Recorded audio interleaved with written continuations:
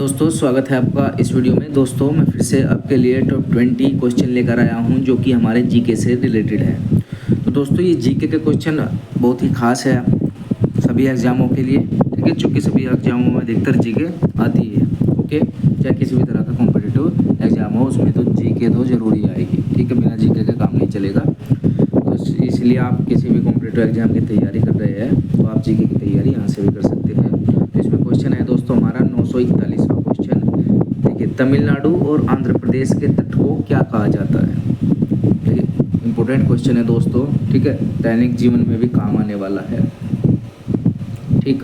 अगर आपने ज्योग्राफी पढ़ी हो तो आप बता सकते हैं, इसका आंसर दे सकते हैं, वरना नहीं पढ़ी है तो अब आपको पता लग जाएगा, ठीक है। ऑप्शन दिए हुए दोस्तों, मालाबार तट, कोंकण तट, काठियावाड़ तट या कोरोमंडल तट। तो दोस्तों, इसका राइट आंसर हो जाएगा कोरोमंडल तट, ओके। यानी कि ऑप्शन डी इसका बिल्कुल सही जवाब है, कोरोमंडल तट, ओके। नेक्स्ट क्वेश्चन देखिए, तमिलनाडु और आंध्र प्रदेश के तट को क्या कहते हैं? ठीक है, मालाबार तट, कोंकण तट, काठियावाड़ तट या कोरोमंडल तट। दोस्तों, क्वेश्चन दोबारा से आ गया, मैंने ध्यान नहीं दिया, ठीक है। नेक्स्ट क्वेश्चन की ओर चलते हैं। देखिए, भारत में सर्वाधिक मूंगफली का उत्पादन किस राज्य में होता है? गुजरात, राजस्थान, हरियाणा या बिहार? तो दोस्तों, इसका राइट आंसर हो जाएगा गुजरात में, ओके। यानी कि ऑप्शन ए इसका बिल्कुल सही जवाब है। नेक्स्ट क्वेश्चन, निम्नलिखित में से किस ग्रह को पृथ्वी की जुड़वा बहन कहते हैं? मंगल, शनि, शुक्र या बृहस्पति? तो दोस्तों, इसका राइट आंसर हो जाएगा शुक्र को, ठीक है। यानी कि ऑप्शन सी इसका बिल्कुल सही जवाब है। शुक्र ग्रह को ही पृथ्वी की जुड़वा बहन के नाम से जाना जाता है। नेक्स्ट क्वेश्चन देखिए, विटामिन ई का रासायनिक नाम क्या है? टैकोफेरल, एस्कॉर्बिक एसिड, रेटिनॉल या कैल्सीफेरॉल? तो दोस्तों, इसका राइट आंसर हो जाएगा टैकोफेरल, ओके, टैकोफेरल। यानी कि ऑप्शन ए इसका बिल्कुल सही जवाब है। तो दोस्तों, जिस तरह से विटामिन ई का रासायनिक नाम है, उसी तरह से ए बी सी डी इस तरह से इनके भी है, ठीक है। इसके बारे में बात किसी एक वीडियो में करेंगे, ओके। देखिए, दलदली भूमि में मुख्यतः कौन सी गैस निकलती है? कार्बन डाइऑक्साइड, ऑक्सीजन, हाइड्रोजन या मीथेन?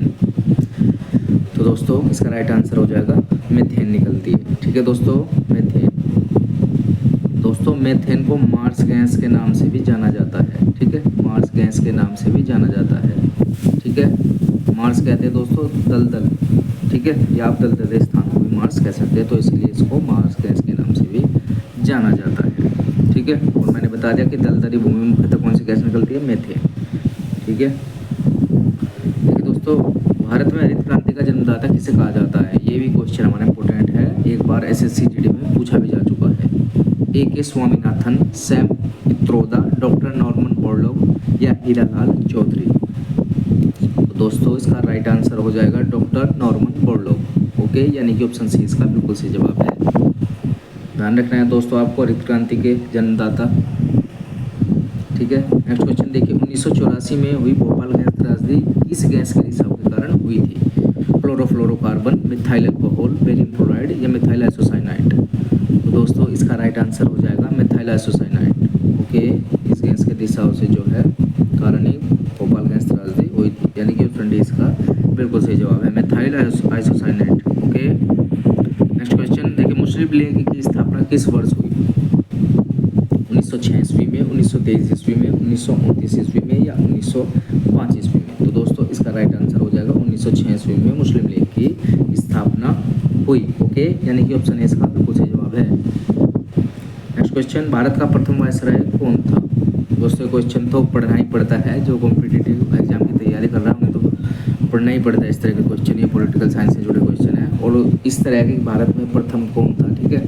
प्रथम राज्यपाल, प्रथम उपराज्यपाल, प्रथम प्रधानमंत्री, प्रथम राष्ट्रपति, इस तरह के क्वेश्चन बेसिक से पढ़ने पड़ते हैं, ठीक है दोस्तों। भारत का प्रथम वायसराय कौन था? Lord Dalhousie, William Harvey, Lord Ripon या लॉर्ड कैनिंग? तो दोस्तों, इसका राइट आंसर हो जाएगा लॉर्ड कैनिंग, ओके। क्या हो जाएगा? लॉर्ड कैनिंग, ठीक है दोस्तों। यानी कि ऑप्शन डी इसका बिल्कुल सही जवाब है। नेक्स्ट क्वेश्चन देखिए, मुगल सम्राट अकबर ने के 9 रत्नों में से एक टोडरमल का संबंध किस क्षेत्र से था? व्यापार, कृषि, राजस्व व्यवस्था या उपरोक्त सभी? दोस्तों इसका राइट आंसर हो जाएगा भू राजस्व व्यवस्था। ठीक है, जो टोडरमल का संबंध था भू राजस्व व्यवस्था से था। ठीक है, यानी कि ऑप्शन सी इसका बिल्कुल सही जवाब है। निम्नलिखित में से किस मुगल शासक ने हिंदू तीर्थ यात्रा कर को समाप्त कर दिया था? हुमायूं, अकबर, शाहजहां या बाबर? दोस्तों इसका राइट आंसर हो जाएगा अकबर। ठीक है, अकबर ने जो है जो तीर्थ यात्रा होती थी दोस्तों हिंदुओं की, ठीक है, उस पर एक टैक्स लगता था, उसको समाप्त कर दिया था। ठीक है, जो उनसे पहले काल के थे, ठीक है, उन्होंने उस कर को लगा रखा था, लेकिन जो है अकबर ने हटा दिया था। दोस्तों ऑप्शन बी इसका सही जवाब है। किस वायसराय ने विलय की नीति लागू की थी? Lord Dalhousie, Lord Mountbatten, Lord Ripon या लॉर्ड कैनिंग? तो दोस्तों इसका राइट आंसर हो जाएगा लॉर्ड डलहौजी ने। ओके, यानी कि ऑप्शन ए इसका बिल्कुल सही जवाब है, लॉर्ड डलहौजी। कर्नाटक के श्रवणबेलगोला में किस जैन संत की विशाल प्रतिमा स्थापित है? गोमतेश्वर, महावीर स्वामी, पारसनाथ या ऋषभदेव? तो दोस्तों इसका राइट आंसर हो जाएगा गोमतेश्वर। ओके, यानी कि ऑप्शन ए इसका बिल्कुल सही जवाब है। नेक्स्ट क्वेश्चन, भारत में पंचायत का सदस्य बनने के लिए न्यूनतम आयु सीमा कितनी होनी चाहिए? 21 वर्ष, 25 वर्ष, 20 वर्ष या 18 वर्ष? तो दोस्तों इसका राइट आंसर हो जाएगा 21 वर्ष होना चाहिए भारत में पंचायत का सदस्य बनने के लिए। ठीक है, यानी कि ऑप्शन ए इसका बिल्कुल सही जवाब है 21 वर्ष। ठीक है, नेक्स्ट क्वेश्चन, जून से सितंबर के दौरान तैयार होने वाली फसलें क्या कहलाती है? ठीक है, तो खरीफ की फसलें, तिलहन, रबी, इनमें से कोई नहीं। तो दोस्तों ये कहलाती है खरीफ की फसल। ठीक है, खरीफ की फसल, यानी कि ऑप्शन है इसका बिल्कुल सही जवाब है। तो दोस्तों खरीफ, रबी, जायद, इन सभी फसलों की बात एक अलग वीडियो में करेंगे। ओके, फिलहाल अपने क्वेश्चनों पर ध्यान रखते हैं। हालांकि टॉपिक भी खास है दोस्तों। ठीक है, फसलों का खरीफ, रबी, जायद। तो देखिए, स्वतंत्रता के बाद देशी रियासतों के एकीकरण का उत्तरदायित्व किसे दिया गया था? डॉक्टर राजेंद्र प्रसाद, सरदार वल्लभ भाई पटेल, पंडित जवाहरलाल नेहरू या लाल बहादुर शास्त्री? तो दोस्तों इसका राइट आंसर हो जाएगा सरदार वल्लभ भाई पटेल को। ठीक है, इसका उत्तरदायित्व सौंपा गया था। ठीक है, रियासतों के एकीकरण का। तो दोस्तों यानी कि ऑप्शन बी इसका बिल्कुल सही जवाब है। नेक्स्ट क्वेश्चन देखिए, सन 1815 ईस्वी में कलकत्ता में आत्मीय सभा की स्थापना किसने की थी? हीरालाल शास्त्री, दयानंद सरस्वती, राजा राम मोहन राय या इनमें से कोई नहीं? तो दोस्तों इसका राइट आंसर हो जाएगा राजा राम मोहन राय ने जो है आत्मीय सभा की स्थापना की थी कलकत्ता में। ठीक है, और पूछ ले कोई सन तो 1815 में। ठीक है दोस्तों, यानी कि ऑप्शन सी इसका बिल्कुल सही जवाब है। इस एक क्वेश्चन से ही 4 क्वेश्चन बन सकते हैं। ठीक है दोस्तों, तो इस तरह से आपको ये फॉर्मूला अप्लाई करना है हर क्वेश्चन पर। नेक्स्ट क्वेश्चन, नीरज चोपड़ा का संबंध किस खेल से है? शूटिंग, जेवलिन थ्रो, रेसलिंग या कुश्ती? तो दोस्तों इसका राइट आंसर हो जाएगा javelin throw. Okay, javelin throw से, यानी कि ऑप्शन बी इसका बिल्कुल सही जवाब है। नेक्स्ट क्वेश्चन, किस मुगल शासक ने सिख गुरु तेग बहादुर की हत्या करवा दी थी? जहांगीर, औरंगजेब, अकबर या शाहजहां? तो दोस्तों इसका राइट आंसर हो जाएगा औरंगजेब। ठीक है दोस्तों, यानी कि ऑप्शन बी इसका सही जवाब है। तो दोस्तों ये रहे हमारे टॉप 20 क्वेश्चन। मिलते हैं नेक्स्ट वीडियो में इसी तरह के प्रश्नों के साथ। तब तक के लिए जय हिंद, जय भारत।